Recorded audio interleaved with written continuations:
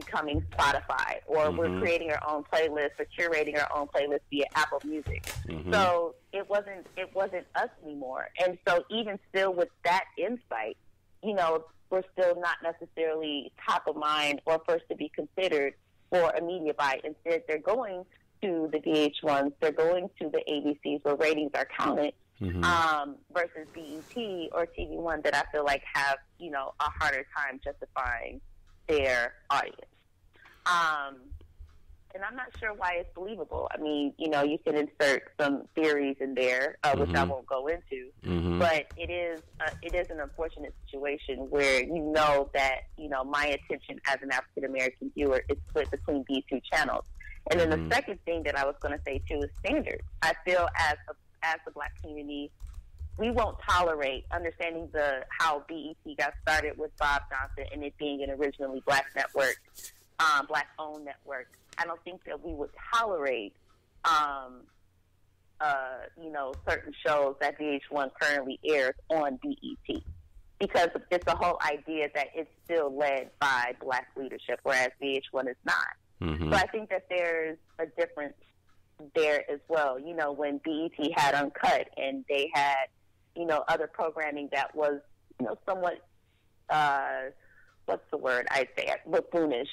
You know, then we held them to a much higher standard. But as you mentioned, you know, we have Love and Hip Hop. We have, you know, Basketball Wives, right? Basketball Wives that don't necessarily. They're getting better. I mean, but they don't necessarily put us in the best light. But I don't see the, you know, opposition as I think we would have if they were on a BET or a TV One. And because then we know that it will have Deborah Lee's or Kathy Hughes' stamp of approval, and that won't be acceptable. And the crazy thing about that we don't understand as a people is that as bad as it is, that's still the revenue generator. That's still driving the ratings and getting the, like you say, McDonald's and the Coca-Colas to spend on the VH1. So in essence, our networks are still losing. But let's get beyond that, right? Let's get beyond it. Let's just say, okay, we know that's what it is. You know, I'm all about solutions. That's the problem. But what are the solutions? We're now at a place now where you have online mediums that are doing very well. You have Facebook and Facebook Live that's giving people the opportunity to say, okay, later for the networks, I'm just going to drive all my audience to this particular medium, and this is where it's happening between, you know, whether it be World Star Hip Hop or Essence doing their Facebook Live shows, or everybody seems to be getting into that space. From a branding standpoint in those ad agency communities, what are those mediums getting any levels of respect? Or are they willing to start to invest any money in those mediums? You know, and let me just make sure I understand the question. Are you speaking specifically about, you know, Essence or Ebony or Blavity? You're talking about those particular Black-owned properties, or you're just talking about the digital medium as a whole? Well, let's start with the Black-owned properties, but then kind of flow to the digital medium. So, and digital medium, because I would love to see how those Black-owned properties are growing via digital, because obviously nothing happens without money, and if aren't any advertisers that are advertising in those space, then those folks are still struggling, just like a TV One or interactive one. But yeah, so let's start with the Black mediums, but then but digital as a whole.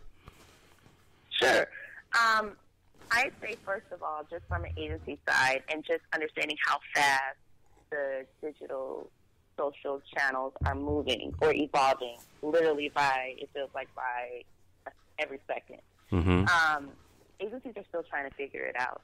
We have a little bit of information, but by the time we get comfortable with a certain data set to direct us in a certain, you know, way to say, okay, consumers are going this way, let's try to figure out a way to push messaging or pull messaging, you know, in this direction via this creative, then it changes. So I will say that, you know, it's a very fragmented medium, which means that people are here, there, and everywhere. And it's really hard to kind of understand which way is the best way to go. So everything kind of feels like a gamble. Therefore, agencies, again, are still figuring it out. From the African-American digital standpoint, because agencies are still trying to figure it out, and there's definitely, in some cases, a lag time between, you know, that and getting to specific segments. You know, it feels that they're still trying to build their cases of why their digital platforms work. But then you have platforms such as Google's Alchemy, which really pulls the insights out for, and I'm not even sure if they still have Alchemy, but when I was with Global Q, they did, and they brought together or put together a wonderful presentation that was data-driven and really showed the digital and mobile habits of African-American users. And how we were not only the leaders from a consumption power standpoint, but we were also the leaders in digital and mobile use.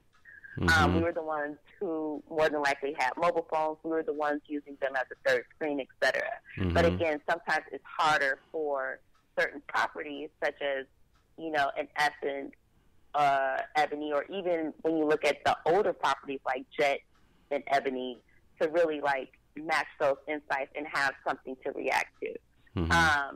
I will say though that there's this platform that is coming up because now the big thing is all about content hubs and or content generators. And while you have players like Interactive One kind of killing the game now in that area, you have other platforms that are being created from the ground up, like Gravity, which is kind of a BuzzFeed for Black millennials who have the numbers. They have the business case, they have the audience, they have the content on top of that in real time. I mean, Morgan Gabon, who's the founder and CEO of Gravity, her team is outstanding in kicking out real time content that matches what's going on, current events, et cetera. So the gap is closing. And to your point, Miguel, it goes back to really being able to sell to the brands that this is where you need to be. This is where your consumers are, Black, white, other.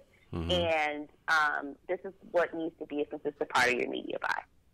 Yeah, it's amazing, and Blavity is definitely a medium I've got respect for from a distance, and man, we need to talk offline because whatever insight you can give a brother as we're building our media platforms, because you guys, man, millennials are really doing it big. I really believe that they have a mindset of a lack of scarcity. They say, let's just do it. One thing we do understand about our experiences in media is that we've been in it so long. We think that it takes a whole lot of big buildings and big radio stations and big magazines to do it. And a lot of those big buildings, big magazines, big radio stations are reverse engineering, and they're going back and saying, how are you guys doing it? Because we need to follow suit. Right. Yeah. Leaner is better. And, we have big dreams. So we think, big, plans go along with that all the time. But you're right. Sometimes, small, simple solutions, small, simple setups are what is necessary and just required for us to just simply get the job done. Let's flow over there with that, because let's continue on that leaner is better, because leaner is better is where small businesses can benefit, right? And now, as you said, you are a small business owner now, as you're in the consulting space. What sort of advice from your experiences at these big agencies and working on these big accounts would you give small business owners who maybe have a small hairdresser or a small apparel company that they're growing, or hair care or something to that effect? What sort of advice would you give some small business owners in that space? I think the first piece of advice, and I always like to say, this is what I've learned from working with large brands that started with one person, like a Walmart, or like a McDonald's with Ray Kroc, or a Ford Motor Company that started, with essentially a family and is still very family oriented. I think it's really important to, at the root or at the core, stay very true to yourself. I think we immediately think that we want to get bigger, we want to grow quicker, we want to be this huge company. But I think that there are some non-negotiables that small business owners should stay true to, because ultimately that's the equity that you're going to build with your consumer. That's what's going to keep them coming back. That's what's going to help build their loyalty. That's what's going to keep you top of mind when it's time to make that purchase or visit decision. So I'd say keep that authenticity, stay true to yourself. The second thing that I would say is understand the consumer. Sometimes things are so simple that we think we're just offering a service and they're just coming to get it. But there's a role that you're playing in their journey. There's a part that you're playing in their overall life. And you need to dedicate those resources to understand what that is, how frequent it is, why it is, when is it, how is it, how are they being able to manage, having you as part of their life or their journey and being able to afford it. What are some of those circumstances that allow them to afford it? Are they also business owners, et cetera? If you take the time to really understand who your consumer is who's helping to build your business, then you're going to be able to grow as they grow. And that's something that I think is crucial or critical for small businesses, especially because, being able to last beyond the 3 to 5 year period is critical for them and maintain a specific customer base. So they have to keep evolving with their consumer and dedicating the resources to do that. Gotcha. And then the third thing, I'm sorry. No, go ahead. Go ahead. No, go ahead. The third thing I was also going to say is just really understand your landscape. It's not thinking of your business in a vacuum, not thinking of your business as, the only of its kind. I think that even though there may not be a business in some cases, and I'm thinking specifically that's tech-oriented, that, someone may be offering the exact same service, but someone may be catering to the same consumer base. So if, they capture that mind space for that particular service, there may or may not be room for yours. So you need to start thinking outside of the box of, again, how your consumer thinks, but also who else is catering to them in a similar way. Gotcha. And again, that will help you keep hold of who your core consumer base is. Gotcha. And so lastly, where do you see everything's moving so quickly? Facebook Live and now Instagram, and everybody's doing video and doing content. Where do you see it going here in the next 2 to 3 years? Oh gosh, who knows? Because the fact of the matter is we didn't know that Facebook Live would be here. We didn't know that, I was just thinking the other day, Instagram, I had no idea that probably, 7 years ago, that Instagram would be the new it thing. Yeah. And all of my pictures will essentially be digital. So it's hard to say where it's going to go. I think a lot of decisions are going to be data-driven,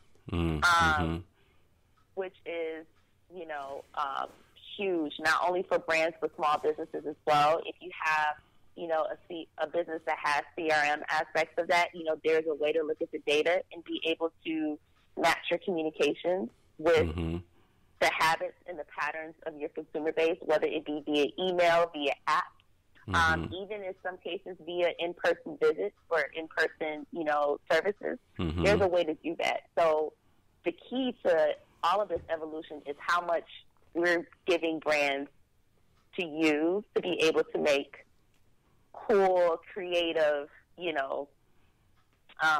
strategic decisions to bring us back into their fold. So I would say if there's a way to at least focus on data, even if we don't know where it's going to take us, that may be the first place to start studying. Daidria, thank you so much for joining us on Life Full Circle Radio. We got to give her a hand clap. Thank you. And so thanks a bunch. We appreciate you. And you enjoy your time. You're going to take yourself a little break, take yourself a little vacation. You enjoy yourself, but we got to have you back on again in the future. Thank you so much for having me, Miguel, and best of luck. All right. God bless. You've been listening to Life Full Circle Radio. Check out our next podcast. Make sure you follow us, MiguelLloyd.com. Search the podcast. It's right there in the menus. You can check out this show anytime or some of our past show. All right. We'll talk to y'all next time. God bless.